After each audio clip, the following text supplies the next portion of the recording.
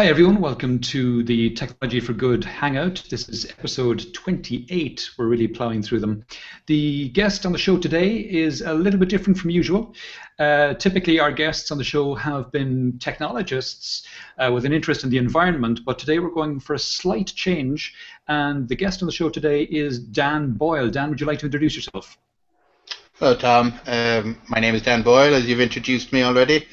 I'm from Cork, Ireland. I have a background in Irish politics at local and national level. Had been a member of both houses of our national parliament for about 9 years. And you're right, again, in terms of my own perspective, is that I would be an environmentalist with an interest in technology and how technology can be used to deal with the environmental problems we have, which I suppose is a similar endpoint to the previous guest you've had, but I wouldn't have anything like their technological experience or expertise. Sure, but we're looking at the same problems just from a slightly different angle today. Indeed, indeed. Good, great to have you on the show, Dan. Thanks. And it's fitting that you're from Cork, and I'm from Cork. I lived in Cork for many years, as you know, and I've in fact voted for you when I was there. Oh, very kind of you. And I'll be home in Cork next week. So that's a quick update to anyone who's watching. There will be no Technology for Good show next week because I'll be at home in Cork. Well, I'll be home in Cork, and the week after we'll be back again. So we're taking a week off next week. Okay, we'll head into the stories, and the first story that I came across that I thought was interesting, typically we always start with a climate-based story, and this one I thought was interesting, Dan. It's Al Gore talking about the economic case for coal divestment being as strong as a moral one. In fact, while he might argue that the economic case for coal divestment is as strong as the moral one, I would say that it's even stronger than the moral one. I know there's a strong moral case for divesting from coal. Absolutely there is. But, you know, business doesn't take much notice of morality, as we know. And I think the economic argument is going to be a far stronger one. And the economic argument that they cite in the article is that with changing legislation, coal is becoming a lot less fashionable, and there are also risks for brand, and investors are starting to shy away from companies that have any investments in coal. It's not just coal, it's other fossil fuels as well. We're starting to see a large divestment movement taking place.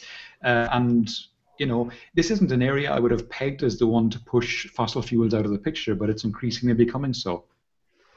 It is interesting from that perspective. It's the after cost of using coal that is the gist of this particular argument.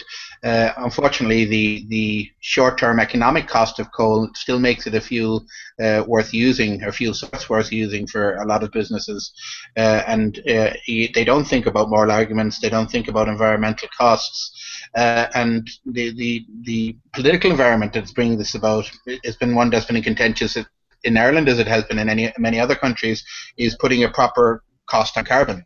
And when you try to introduce measures such as a carbon levy tax, or you try to have an emissions trading system which tries to achieve the same thing, in putting that economic cost on fossil fuels and coal in particular, you're running up against a lot of vested interests.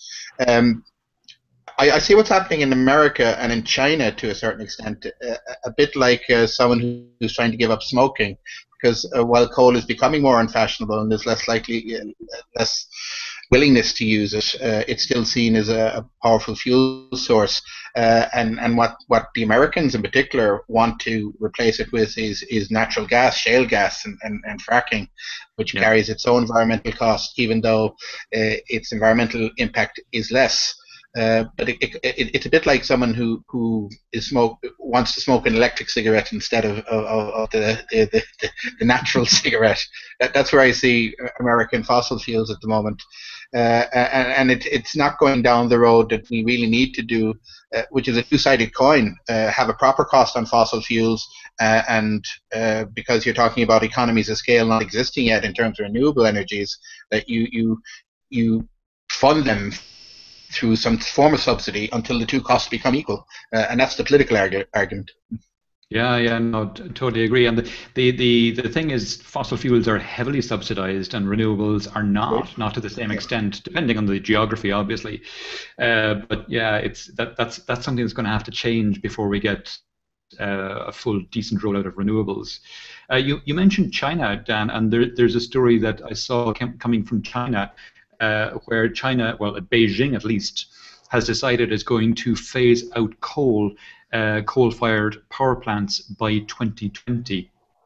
And you know, given the recent history we've seen of pollution in Beijing, you have to say, about bloody time. The amount of ppm, or the amount of particulate matter from coal that has been causing huge smog problems in Beijing over the last couple of years has just been incredible. And the other thing, and we'll be talking about this as well, is not just the fact it's not just the coal-fired power plants and the oil-fired power plants around Beijing that are causing problems. It's also, of course, a lot of the diesel vehicles, diesel-powered vehicles that are on the roads there. But they're taking a step anyway, starting with coal.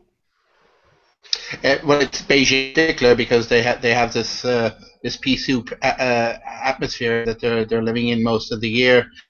Not unlike 19th century, early 20th century London, decision makers seem to have made a short-term political gamble that this is a price worth paying if you want to progress. But we know that there are considerable health costs and environmental costs in going down that road. I find this interesting in a number of respects because people who are opposed to advances in renewable energy, they often cite this statistic about China opening 3 coal stations every week, and that having a greater impact on the carbon footprint.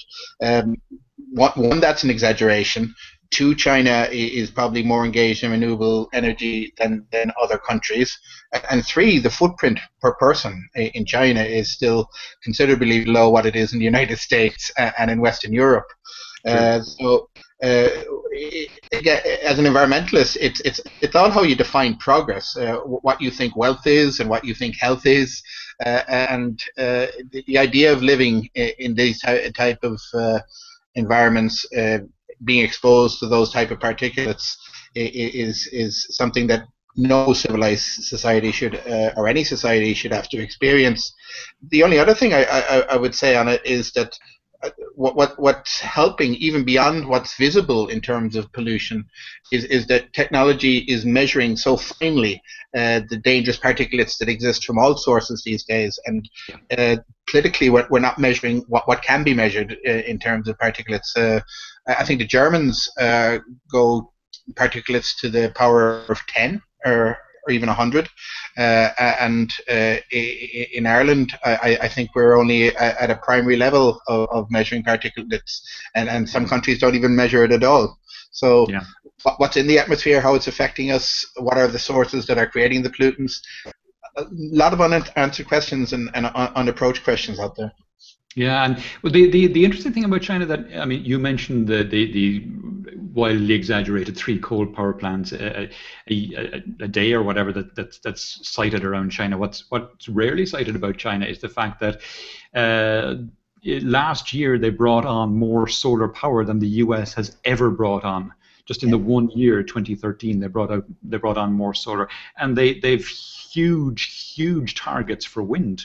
They started off about 4 years ago with a target of hitting, I think it was 20 gigawatts of wind, and the following year they changed that target to 30, and the following year they changed that target to 120 gigawatts of wind. I mean, that's enormous. I mean, we think we're doing well here in Spain with 20 gigawatts of wind, and like I say, they're talking about 120 in China. I know it's different orders of magnitude in terms of countries, but still, they're doing huge things for renewables. They are. But it's not just China, and as I said, the diesel is causing huge problems in the UK, and we saw this story during the week of how there's a huge amount of concern being caused by the diesel in London in particular, and that's because the pollution in London has been cited several times by the EU, and Boris Johnson, Mayor of London, has basically thrown his hands in the air because they're way out of line in terms of the EU. It's not guidelines, it's legislation on limits of pollution in the air in London. And basically, Johnson has said, look, we're not going to reach those targets by 2020 or by 2025, which is absolutely incredible. And a large part of it comes from the fact that a lot of people, well, the diesel is being subsidized in the UK, as in a lot of other countries, but because it's being subsidized, it's been taken up, and it is one of the more polluting fuels that are used in transportation. Yeah, and the degree of the subsidy in UK, and I think it's quite similar in Ireland, is something to consider as well. Apparently, diesel costs 10% more to refine, but its cost per litre at the pumps is 10% less than unleaded petrol, and that's a 20% turnover for a start. And I'm not too sure why that exists as a taxation policy. When the Green Party was in government in Ireland, we changed the system of taxation, the annual taxation of cars, and we based it on particulates. And we shipped a lot of political pain for doing that, and the subsequent minister and the new government changed the system. But it was a better better way of measuring the impact of a vehicle on the outside environment. And what it did do, surprisingly, was increase the number of small cars that were being sold in Ireland, and reduce the number of larger cars, and as it happens, some diesel cars as well. So at the pump, as cars are being registered, some countries don't have a registration tax. Some countries don't have an annual tax. They're the measures you can use to make people aware of again, the environmental cost of a particular type of behavior. And at the moment, the opposite signals are being sent out. If you have a diesel car, you'll pay less for running it, despite it having a negative environmental impact. Yeah, I noticed that Boris Johnson has said he's thinking of increasing the congestion charge in the city of London for diesel cars, and basically doubling it, I think, is what he was suggesting. I think that would have an interesting impact. It would. He's talking about being a part-time mayor from next year, but he announced his intention to go back into the British House of Commons yesterday if he finds a seat and if he gets elected. And I think, to be fair to him, I mean, I wouldn't agree with him on what he's done in terms of public transport in London. That's kind of a market-driven approach that I don't think he can do with public transport. But he hadn't introduced some good measures like the London bike schemes, which are being called after him. And even though he campaigned against the congestion charge, which was brought in by his predecessor, Ken Livingstone, it obviously is effective in London. And the way you know a policy is effective is when someone proposes not getting rid of it but enhancing it, and that's what he seems to be doing at the moment. Yeah, the bike scheme that he did, the Boris bike, that's very similar to schemes that are in Paris, in Dublin as well, if I remember correctly, in Barcelona, here in Seville. I gotta say, the way it was rolled out in London was not nearly as good as the way it was rolled out here in Seville. They started to roll it out here in Seville in 2007. I think it was 2007 it started. It was certainly started long before I came here anyway. And the way they rolled it out here was very clever.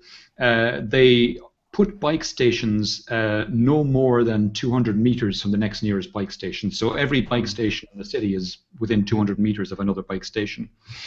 And the bike stations were never lit up until there were bike lanes leading to and from the bike stations.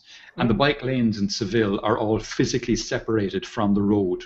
So it's impossible for, well, it's not impossible, but it's extremely difficult for a car to pass over from the road into the bike lane. They'd have to cross a physical barrier to get into the bike lane, which makes it incredibly safe to have kids on bikes in bike lanes throughout the city.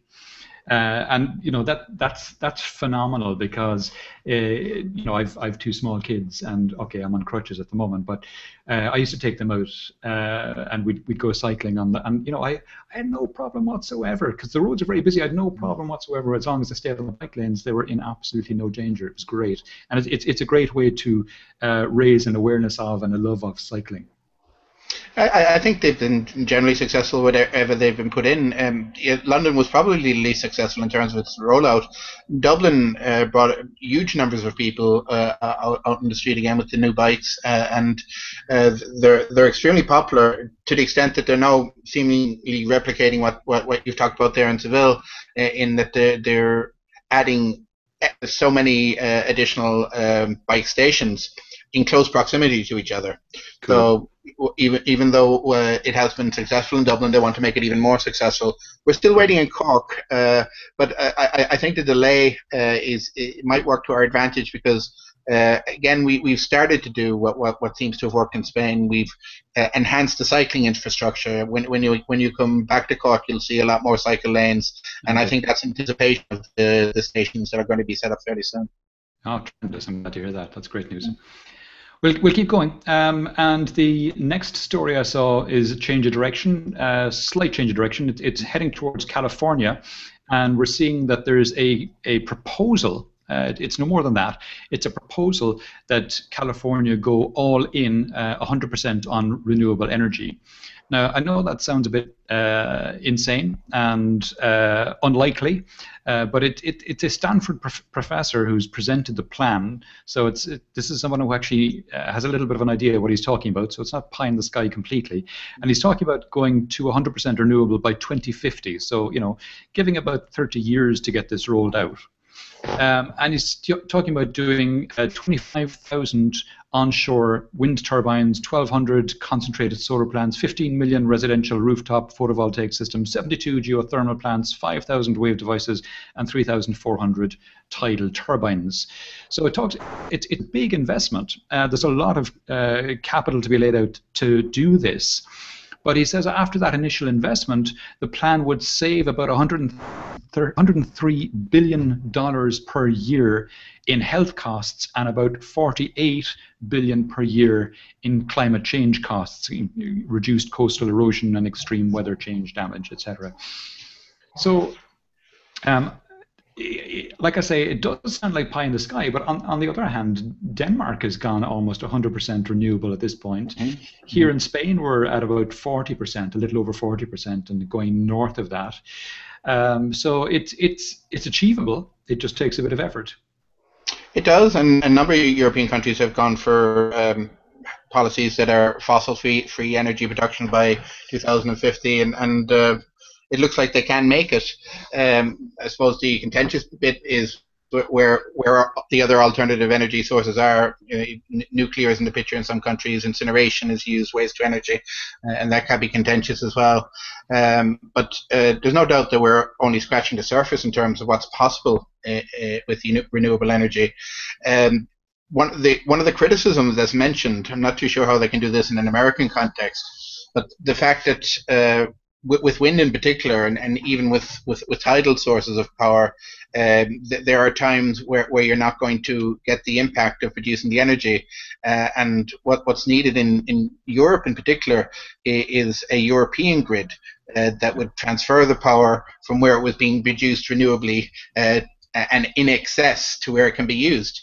And I'd like to see that being given more attention as a European energy project, as a vital piece of infrastructure than some of the things that have been approached.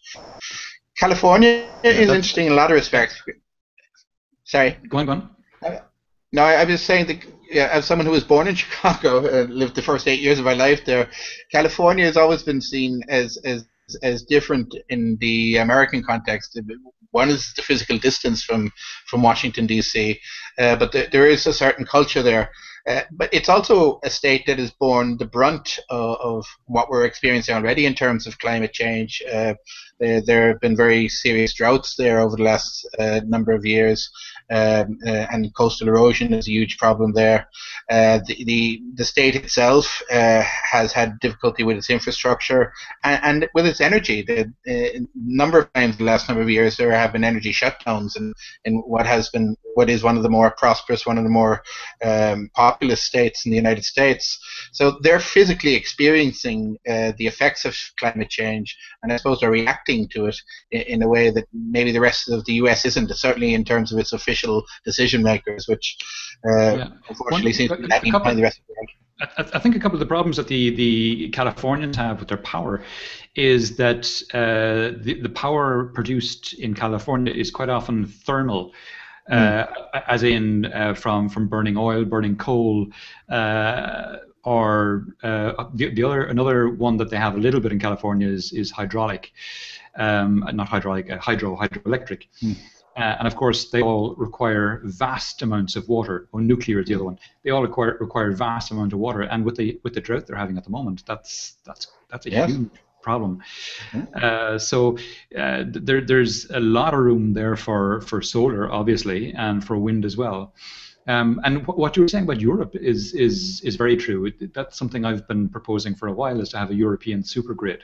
The idea is, the wind is always blowing somewhere. It's happening to an extent in that countries are starting to become a little more interconnected. Less so Ireland, obviously, because it's an island. There's a proposal, I think, to put an interconnect, 1 megawatt interconnect now between Ireland and the UK. I'm not sure how far advanced that is. No, we've one connected between east coast of Ireland and Wales. We've one that's on standby between Ireland and Scotland. There are contentious planning issues about it, but I think the most significant one, and the one that would require the most resources, is an interconnector between Ireland and France and continental Europe. Right. Okay. That's the one that really should be given thought, I think. Yeah, no, that'd be good. I mean, we're seeing it in places like Denmark. Denmark has a couple of interconnects in place, and Denmark's now producing greater than 100% of its own power requirements from wind. So it's selling off the excess capacity to its neighbours, often to Germany, because of course Germany has the problem that it's shutting down most of its nuclear plants, and I think Germany's production of electricity is something like 50 to 60% coal-based, which is horrific. The only one that produces more of their electricity from coal in Europe is Poland. So those two. And the coal they use in Poland is not they use quite a lot of anthracite. That's right, lignite and anthracite. Yeah, it's really nasty stuff. Oh my God. But anyway, we'll keep going. Anyway, the other nice story I saw about renewables this week was this one again from the UK. This study that came out talking about seals using offshore wind farms as places to find food. And basically, what the story is here is a lot of criticism has been yielded at offshore wind farms and wind farms in general because of their effect on wildlife. And a lot of it is that I know they do have some effect on, for instance, bird migratory patterns.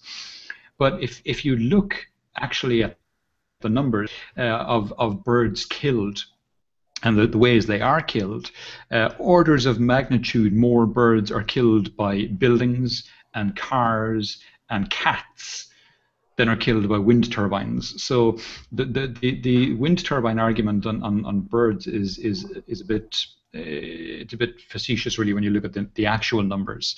But what you see here is that seals are using these platforms now as ways of getting food. Basically, the foundations of the offshore wind farms have become little miniature reefs, and you start getting ecosystems and ecological niches building up around these wind farms and around the foundations of them in the seabed, and you get marine life building up there, and then you get the seals coming along and feeding off them. So and the study that's detailed in that report talks about the GPS trackers on the collars on the seals and the way they're able to track them going in straight lines from wind turbine base to wind turbine base to wind turbine base. and they were amazed at just that, the way that they were going and following lines to go from one to the other.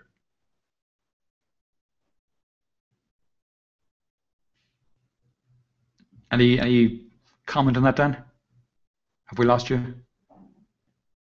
I think we've lost Dan. Okay, we'll plow on. Thought he'd gone very quiet there all of a sudden.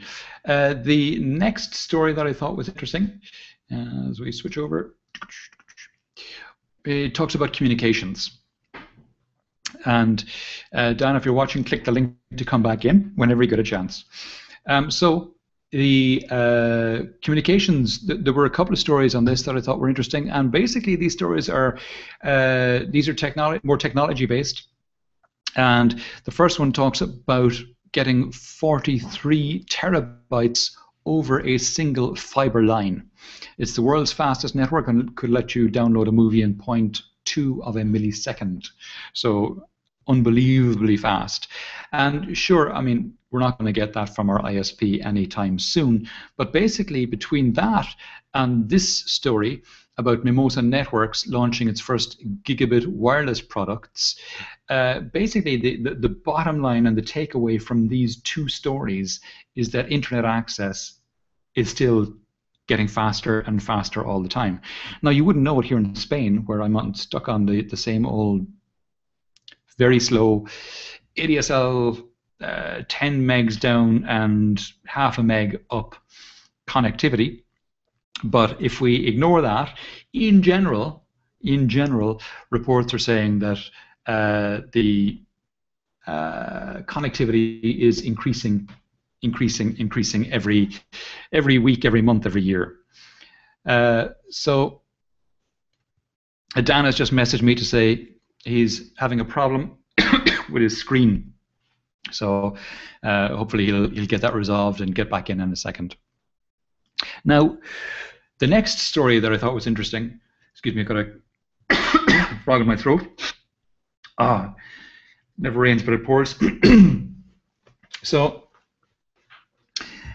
we've had an interesting last 12 months, I think, since the Edward Snowden revelations.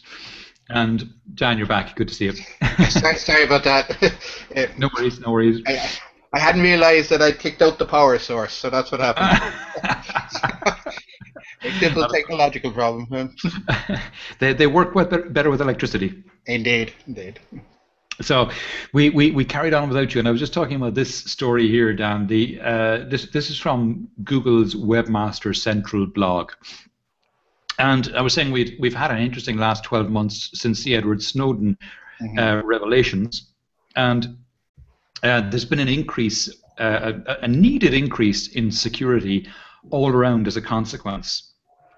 And today, no, not today, 2 days ago, Wednesday, Google released this post on one of their blogs saying that they're now going to start ranking sites based on their using HTTPS, secure HTTP, for serving their pages.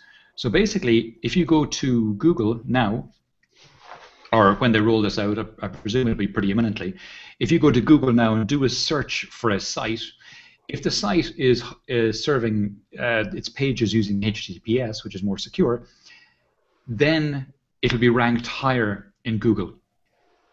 So it's basically an incentive for people who want to get their sites found, which is pretty much everyone, to use HTTPS. So as a result of this, more and more sites will use HTTPS, so we'll have a lot more encrypted traffic passing over the pipes.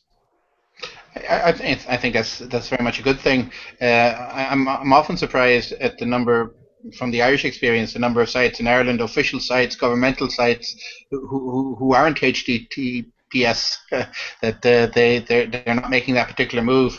And given that they're public access sites, they're sites that people might gravitate towards to get basic information, it does seem an unnecessary risk is being taken. But then I suppose it's not surprising that in terms of internet security, that state governmental bodies often seem to be the last to react. Yeah, it's a pity.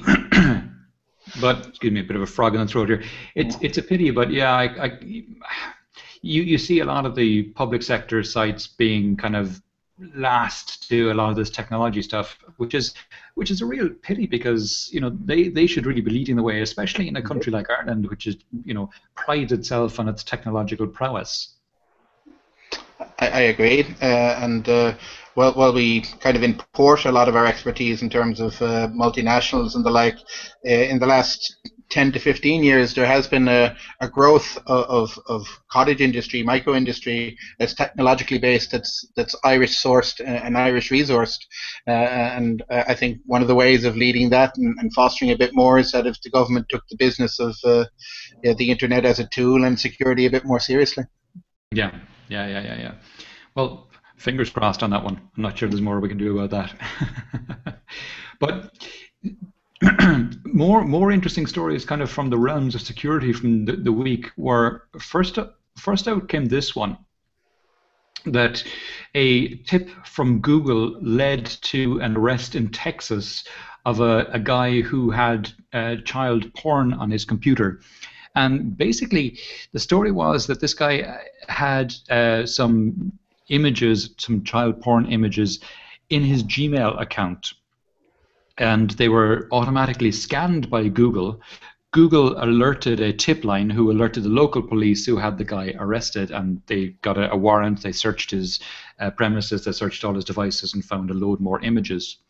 And then the following day, there was this story on the BBC that a similar thing happened in Pennsylvania to a guy who had stuff in his Microsoft account. So he wasn't using Gmail, he was using Microsoft's software to do it. He saved the image to his OneDrive cloud storage account, and it was automatically scanned, looked suspicious, and again the same thing, Microsoft tipped off the tip line, who tipped off the local police, who arrested the guy, and they found a load more images. So these companies have got these automated scanning technologies. They're looking at photographs. These machines are scanning photographs, looking for ones that match a pattern. And if they do, they're flagged and then checked. And if they're nasty, then tip lines are tipped off. This is people are, some privacy advocates are a little concerned about this, but to be honest, I think in the case of child pornography, I think this is an extremely good move. I'm delighted to see something like this happening. I've got kids of my own. Dan, you've got a daughter of your own. Neither of us wants to see anything like this happening to our kids. So I think there's very little argument on the privacy front on this one, particularly when you read the methodologies that are being employed both by Microsoft and Google on this, where they have Microsoft have developed specific software for doing this, for the scanning, and they've released that software for others to use as well. So it's an open, transparent system. It's written into the terms and conditions. And anyone who has those kind of images on their computer anyway deserves to be put away, I think. Oh, there's no doubt about that. I mean, child pornography is odious. I'd like to look at the protocols a bit more. I'm sure they are watertight. I suppose the concern I would have is that it's something that could be politically abused. Because there's such a huge distaste and horror of child pornography throughout the world, it can be used as a stick to beat people with, and accuse people in circumstances. I was at a friend's wedding in a Southeast Asian country, where the news story was that the leader of the opposition had been engaged in pedestry, and this was on the newspapers and the like. And my friend, who was also Irish, said that these stories come out quite regularly because the government uses the media in that way to I suppose, make people seem as out of touch as possible and as abnormal as possible, so they don't get any political credence. And I think the protocols surrounding the use of software like this needs to be very tight, because if it's the wrong people using it, and if it's using it the wrong way, then you can get into an Orwellian situation where people are accused and wrongly accused, and the bogey of child pornography and its horror is abused in itself. That would be the mild fear I would have in relation to this. Yeah, yeah, no, that's fair enough. Is that Sri Lanka you're talking about? Because I know there was something either Sri Lanka or Indonesia, if I remember, there was some. It was Malaysia I heard about, actually. Malaysia with the. Okay. Yeah. Yeah, no, I see your point, and it's a valid one. I think, though, in the case of Microsoft and Google, they've both been very open about how they do it. So it would be difficult to. I mean, both Microsoft and Google have resisted attempts by governments to give information on their users. So Yeah. the chances of them yielding to pressure to implicate someone when they weren't guilty of something, I think, is a very, very slight one for now. But yeah, no, I mean, they're not the only ones doing this kind of thing, so it's one to watch, definitely. Well, I think the privacy issue in Europe, we had a recent European Court of Human Rights action that allows people to rewrite their profiles on Google in particular, because of kind of deleting past indiscretions and the like. But the reaction from the UK has been interesting as well, in the sense that they've re-entrenched their own legislation on the matter. They've gone backwards from the European Court of Human Rights decision. So you're having all these different approaches about why data is being retained, who should it be retained by, who should have access to it, how it should be used, and I don't think we're even close to scratching the surface in that debate yet. Yeah. That EU decision was a crazy one. Basically, turning over the censorship of the internet to a private company, Google, who don't want anything to do with it.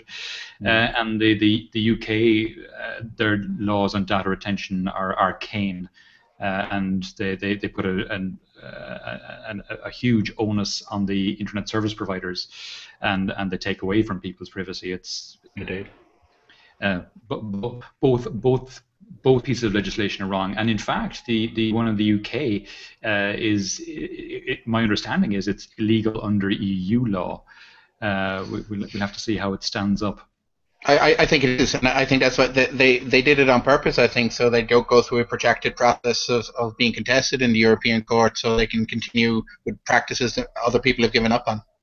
God, yeah, and the other thing they have is they have their internet filter that Cameron put out there. Basically, all the ISPs have to put a filter in place, a pornography filter in place for users, and users have to decide not to use it. And the issue with putting filters like that in place, of course, is they filter all the wrong things, typically. So, oh dear. Glad I'm not living in the UK. No reference to Middlesex, of course. Yeah. Yeah, and responsible sex education sites as well are filtered out. All kinds of ridiculous things like that, family planning stuff, and then they start hitting political sites as well. So it's a slippery slope. But we'll keep going, and more on the Snowden effect. We see that Yahoo have now decided to start offering end-to-end encryption in their email offering. So if you have a Yahoo email account, it will now give you end-to-end encryption, not just Yahoo to Yahoo, but also Yahoo to Gmail. So we'll keep going, because that's just more security. Good to see them getting on board as well, but not before time, basically, in their case. Changing topics, and I saw this story coming out of San Francisco, coming from the kind of Internet of Things space, and it's around these little beacon devices. They're about the size of a bottle top, basically, as you can see in the picture there. And they're little Bluetooth devices that you can stick on a wall, and because your phone can identify each one of them individually, You can have an app on your phone. If you have enough of them stuck in an area, your phone. If you have an app on the phone which knows what they are or where they are or what and where they are, it can then guide you to things. So in this case, the story is that they have deployed, I think it's 300 of them throughout the new terminal in San Francisco Airport, and there can be an app on a phone, on a smartphone, which can then guide people who are visually challenged throughout the building, because as you're moving through it, the phone sees the next one and the next one, so it knows where you are in relation to these beacons, and it can tell you what's around you and where you are within the building. So it's a very nice little system, and it's an easy and cheap enough one to deploy. So I can see this kind of thing very quickly becoming more the mainstream in larger buildings like airports and things like that. Convention centers is another obvious one too. Would it have an outside application? Is it something that you could attach to traffic lights to give a GPS effect? No, yes and no. The difficulty with using them out of doors is they've got a very short range. Okay. So they could enhance GPS a little bit. Yeah, they could. At the moment, a lot of the mapping providers on smartphones, for example, they use not just GPS, but they use the local Wi-Fi networks, which they already have mapped anyway. So the Google cars that go around, when they're photographing the street views, they're also taking in the Wi-Fi networks and mapping them. So as you go down the street with your smartphone, and if you have Google Maps open on your phone, it isn't just using the GPS to say where you are, it's also scanning the local Wi-Fi networks, and it has a database of where exactly those are. So it uses the two systems to tell you where you are. Bluetooth could be used as well with with these little beacon devices. My voice is going again. Sorry. God almighty. But it's more, these are better used indoors. You can see a lot of shopping malls start to use them, for example. So when you come close by, they'll start to give you special offers. Or if you're in a big shopping mall, in a big store, they'll know when you're at the shoe section. They'll know when you're at the men's suits section. They'll know when you were in the, et cetera, in the sports section, and they'll start beaming offers your way to your phone. And that's all well and good, but I think this use though of it for visually challenged people in large buildings like this is one I hadn't come across before. It's an obvious one. I can see in museums using it for guided tours is another obvious one. So and even things like Photo Wildlife Park could use something like this for, as you get to the next area, giving you information on the animals that you're right beside at this point. So lots of uses for these kinds of things, and I can see them being rolled out in increasing numbers in the next few years. Yeah, it certainly seems an interesting new technology. Yeah, and most of the smartphones that are being rolled out these days have got this thing called low power Bluetooth, which is what these use to communicate. God almighty, my throat. No water to hand? No, I was, if only. I should have thought of it. But speaking of throats and health, I saw this story come out during the week that Google is responding to the growing interest in health. So, and mobile health applications. Samsung have a mobile health offering. Google have a mobile health offering as well, and Apple have one in the new version of iOS, which is coming out next month. But this preview that Google have come out with is a software development kit for software developers to allow them to create applications for the Google Fit platform, basically. So Google's health platform is called Google Fit, and they've released this software development kit to allow, as I say, software developers to more easily develop applications to run on the platform. So it's a way of helping developers create more health-based applications for the Android platform. So as a result of this, we will see more and more fitness and health tracking applications coming to the fore. Apple have done something similar as well for iOS 8, as I say, which is coming out in September. The trend towards more health-based applications being given a boost up from this. I use a Fitbit Force wristband to track things like the amount of steps I've taken, and my sleep tracking and calories and all kinds of things like that. And it's all the information. The band connects to my phone, and it sucks in the information and displays it on it nicely in the phone.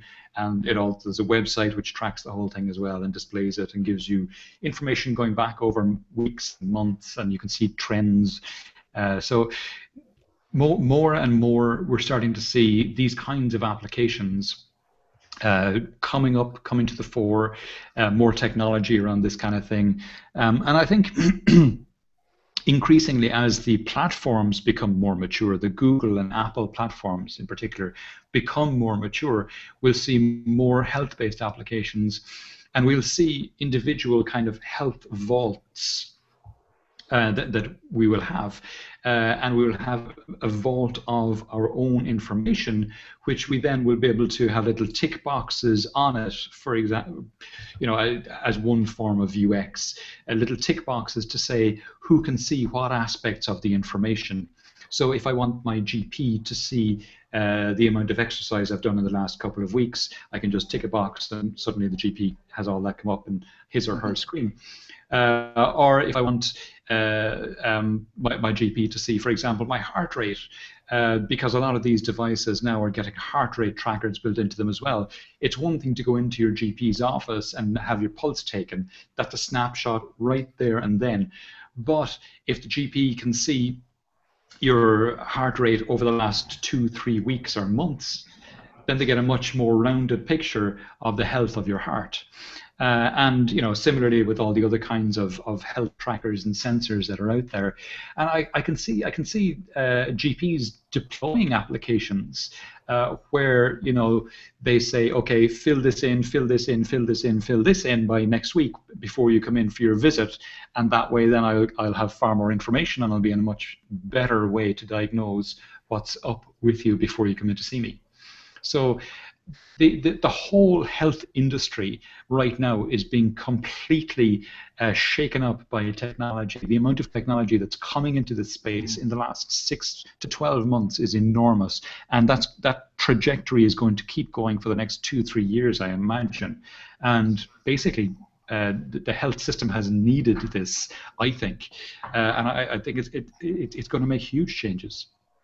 Well, I think you make a good case as regards to the positive aspects of all this, and I think they are obviously positive aspects that, especially in terms of long-term tracking and having a health record for over a considerable time period, that health experts might use if you find yourself in difficulties.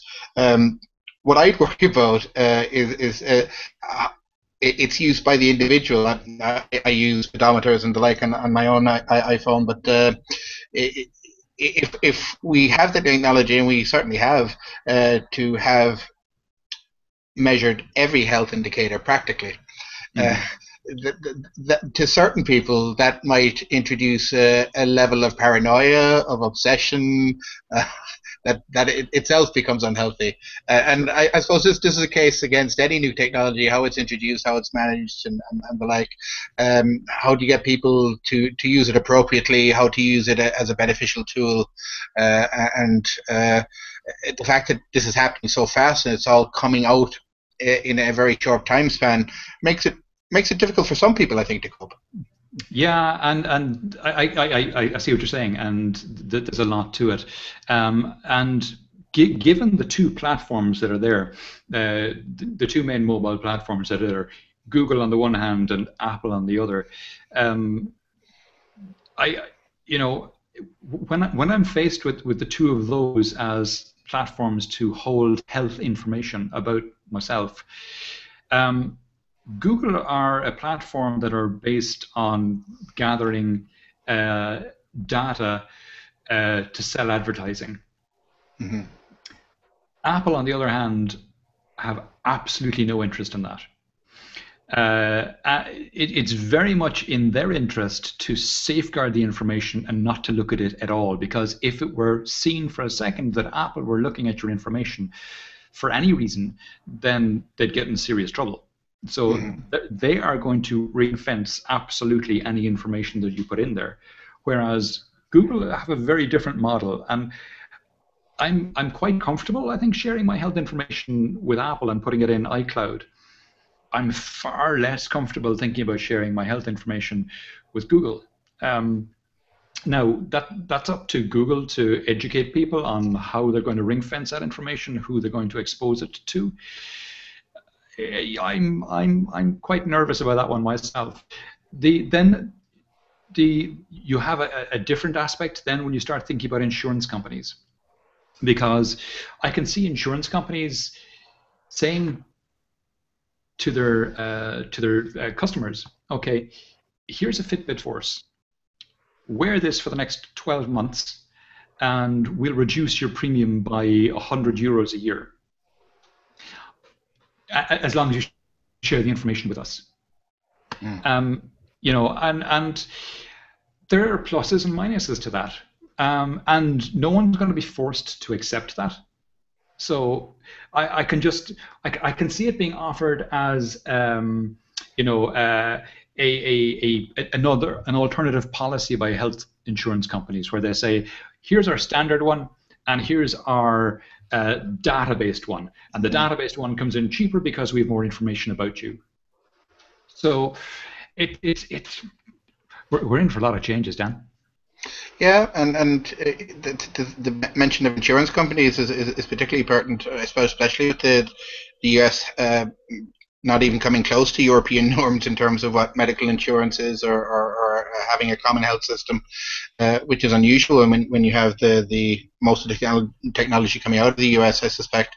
But I would have a problem, I think, on a personal level about sharing personal information, my own personal information, in that way with those type of companies, because the converse of what you're talking about is that refusal to get involved in the scheme will mean maybe in the short term you keep the same premium, but I suspect that there'll be a future loading because of the opposite effect will happen, that insurance premiums will go up for people who don't cooperate in schemes in that fashion, and it'll also be taken, I think, to some extent as a kind of almost an admission that the people themselves in taking out health insurance feel uncomfortable and unhealthy themselves, which I don't think helps the situation.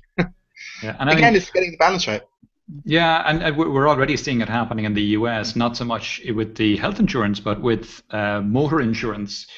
Things like dash cams are now, insurance companies are offering subsidies on drivers who have things like dash cams in their cars and similar devices, particularly for the taxi trade, I have to say.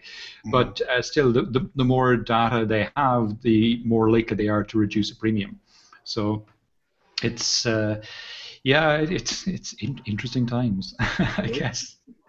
We'll keep going. And speaking of driving, I spotted this one, which I thought was very interesting.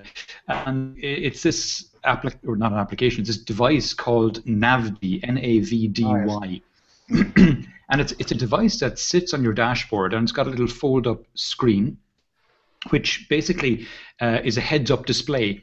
So you have a little micro projector in the foreground, a high definition micro projector in the foreground, which projects onto this transparent screen, and the focus of it is about 2 meters in front of the car. So you're not taking your focus off your driving, and it's projected out onto the road in front of you. So yeah, so it doesn't interfere with where you're looking at when you're driving or where you're focused on. And it does things like it connects to applications on your phone, particularly the mapping application, and it'll work with either Android or iOS, which is great.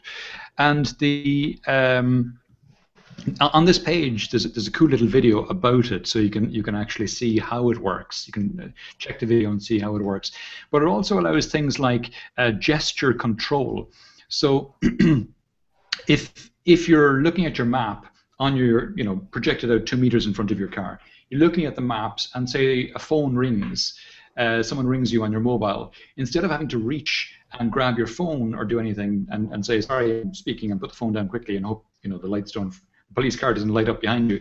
Instead of that, you can just, as you're driving, just take one hand off the wheel and give it a thumbs up gesture, and it automatically answers the phone. And the phone answer then is on speakerphone. And you can just say to whoever's calling, listen, I'm driving, I'll call you back in 10 or whatever it is. And then they hang up, and then you're back to the maps again. And the maps never go away. It's kind of split screened. And similarly with texts coming in, a text comes in, it'll read it out, and then you can just do a swipe like that to make it go away and go back to full screen on the maps again. So they seem to have thought out the interface very nicely for people to have the mapping done. I have on my own dashboard, I have a holder on the top of the dashboard which holds my phone in place in either portrait or landscape, whichever, I can turn it either direction. And I use the GPS application, and I have it literally above the speedometer. So if I want to look at it, I just look down for a second from the road and up again. But instead of having to look down and up again, if I'm looking straight through it at the road, it seems an even safer way of doing it. It does sound very interesting. The problem at the moment, as you say, that a GPS device might be slightly away from your eye line, and a phone, which is technically using a phone as a GPS, is technically illegal in many countries at this stage. In any case, it seems to have addressed many of those points. I can see nothing but positives in it. Of course, we're talking about where we started. I think the whole thing. I wouldn't want to encourage people to spend so much time in their car, particularly if they're using fossil fuels at the moment. Fair point. Okay, we'll keep going. Nothing but good for that one. The next story I saw was a very nice one, I thought, and it was this thing called HookPod. And this is a Kickstarter campaign, and there's a nice little video explaining it here. Basically, it's a Kickstarter campaign for a type of hook for catching fish that doesn't trap seabirds on the hook. And basically, they say that there are literally hundreds of thousands of seabirds caught on these hooks, these long line fishing hooks, every year. And some of them, the albatrosses in particular, are in danger of extinction as a result of this. And this particular type of hook is one that's got a catch on it, which keeps the hook inside this kind of plastic housing until it gets below a certain depth, and then the pressure releases the hook, so now they can catch fish, and they're below the depth at which the seabirds will get caught on the hook. And as well as that, it's got an LED light in it. So fishermen typically use chemical sticks to attract the fish, and instead of the chemical sticks, which are disposable and they're thrown away and they're plastic and they've got chemicals and they're thrown away in the sea and they're a form of pollution, instead of that you've got these long-lasting LED lights in this chamber, which do away with the need for the chemical sticks, as well as keeping the hook buried until it's time to actually let it go at a time where it's safe to catch fish and not catch birds. And of course, catching birds and having to buy and dispose of chemical sticks is a hassle for the fishermen. So apparently, the people who are doing this, who are trying to raise money for this Kickstarter campaign, have been working with fishermen, and they all are in favor of it. And it's having worked with them that has led them to the point they're at now, that they've got these advances in it. It's from a lot of feedback from the fishermen. So this seems to be an incredibly positive Kickstarter campaign, and I wish them every luck with it. Well, so would I. They seem to be making good progress. They're 1/3 along their way in what they're looking for, I notice. I found it a very interesting article that, first of all, the threat to the albatross itself, 100,000 is the figure they're talking about of albatrosses alone being killed in this way every year, and that apparently there are 22 species of the bird, 15 of which are at risk now because of this type of effect from fishing. And as you say, the other effect is the lighting, a more permanent lighting system, and less waste. they sound like they're on the right road, and they seem to be getting to where they need to get to. Yeah, yeah. We'll keep going. Not much more to say about that. It's all good, and we wish them well. There's two more stories I wanted to talk to, and the first one is this one out of IBM, and this story created a lot of headlines yesterday when it was released, and it was covered in a lot of the technology press, and the explanations of it were generally pretty appalling, I have to say. And of the explanations I came across, this particular one from the MIT Technology Review site was the one that came out best of all of them. So if you've come across this and you're not quite sure about what the story is about, this is your best source for the story, I think. The one best of all the ones I read anyway. And basically it's talking about this new type of chip that has been developed by IBM. Seems to be incredibly interesting. It's a very scalable chip. It's a totally new type of computer chip. The downside of it being a new type of computer chip is that it will require new programming to be done to actually get computers to work with it.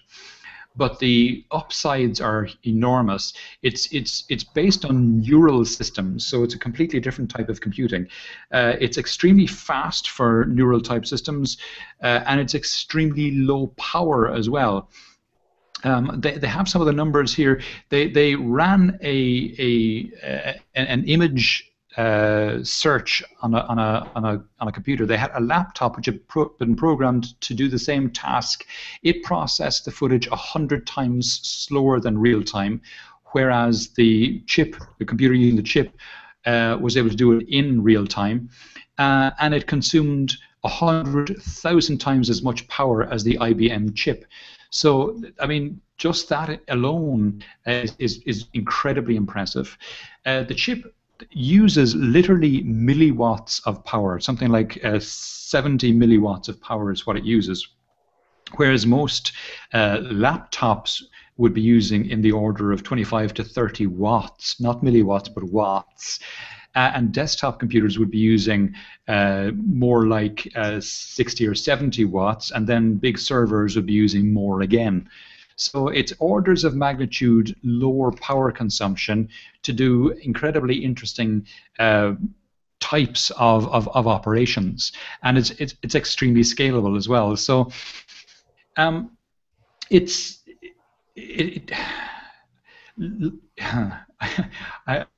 not sure what I'm going to say about this. Really, it's a fascinating story about a new type of computer chip which can do incredibly interesting things at enormous scale and using very little power. Where it's going to be deployed is anyone's guess as yet, but I think it's got to be a historic moment in computer history. It sounds very interesting, and the fact that IBM are involved is significant in its own right. It kind of throws me back to the images from the 1940s and 50s and the original IBM computers and the size of them taking up whole rooms and whole buildings very often, to the scale now where we're talking in our own smartphones, the degree of computing technology that existed and got men to the moon in 1969. So being able to bring it down, you wonder how much further they can go. I think the point of this, Dan, is that up until now, the typical chips that were in computers up until now couldn't go much further. There's been a kind of we had this Moore's law thing going on for decades until recently, until about 5 years ago. And now you're finding that the clock speeds of the processors in computers are not getting much faster. No. Not the way they were for the previous 20 years. They're kind of stuck. So the Moore's law thing, what we were getting now was more cores within the chips, but the chips weren't getting faster. You were just getting more cores within the chips. Whereas this is a whole new technology which can be made smaller, more transistors can be fitted in, and they can be layered and scaled far better. So I think we're starting a whole new Moore's law thing, and we're just at the start of it with this new type of chip. Well, as you said about some other items we were talking about, it certainly is interesting times. It'll be interesting to see how it's applied, and how soon and where, and with what items. But it does seem like one of those moments where the technology is taking a giant leap. Yeah, I think so. And the last story that I wanted to talk to, I'm sure you'll have something to say about this, Dan, because this is a really interesting one. is one that came out of Microsoft and this site called i-Fixit. The i-Fixit site is a well-known site for doing online repairs to computers. You can go there and you can see videos of how to fix things that are broken. They've got great videos and stuff. But what's happened now is that Microsoft have gotten together with iFixit, and they've created this site, which is the iFixit Pro Tech Network. And I'll actually open it up here. And what you see when you go in there, you've got this introductory page first. You scroll down to the end of that, and no, where's it? There's a link on this. There it is, right there, the Pro Tech Network. You go into that, and now you have this GoPro for free thing, and you have this start a repair business. Let's get started. So you can either start if you've never done one before and it starts you off, or you can grow your repair business. So if you already have a repair business, it tells you how to grow it. So if I'm just starting off a repair business, it gives you startup guidance, it gives you business model information, it gives you knowledge base and training, it gives you information on financing. And all of this is around doing repairs for computers, for smartphones, for tablets, for all the typical devices that you might have lying around. And if there's what, 40% unemployment here in Spain at the moment. For anyone, you've got a blueprint right there on how to set up a small business, and might just start small. You got how-tos on all the repairs for desktops, for laptops, for smartphones, for tablets. So you're told how to do the repairs. You're told where to source the parts. You're given finance information. You're given business startup advice. I mean, for me, it seems like a complete no-brainer. Plus, instead of stuff being thrown away when it's broken, now it's fixed potentially and put back into the use stream again. I mean, this has to be a win-win-win-win-win-win-win-win-win. It's certainly a good move on Microsoft's part. I suppose one of the environmental arguments against the computer technology industries has been that the business model in the past has been aimed towards obsolescence of the hardware in particular, that short lifespans, disposable, and to a certain extent that thinking still predominates because it's being replaced by the new better model kind of approach that you want to leave things behind. But there's always been difficulty in repairing a lot of the computer hardware, and there has been some kind of a cottage industry you see developed in a lot of European cities. Strangely enough, it seems to be dominated by people from the Indian subcontinent. The repairs of phones and laptops, that it seems to be a particular skill that they've acquired there, or they've certainly pushed there. The other problem that it seems to be addressing is the idea that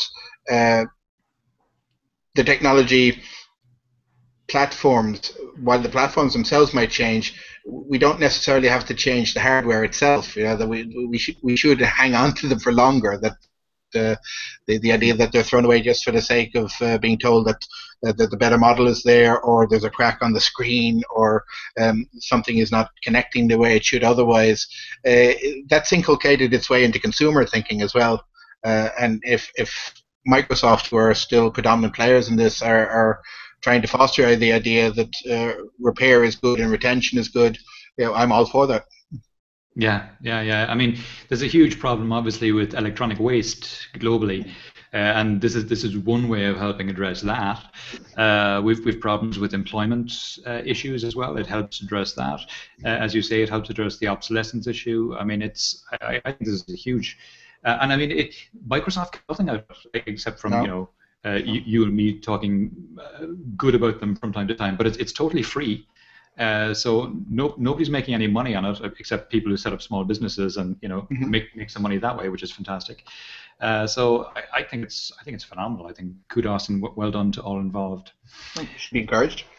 Indeed. Anyway, that's our final story for today. We've run a few minutes over. Dan, Well, that thanks was very my much fault. for. Sorry for the break in transmission, as to say. No problem at all. No problem at all. These things happen. That's the beauty of live broadcast. So Well, I enjoyed the experience. Yeah. good. So did I. And thanks for coming on the show, Dan. It was great.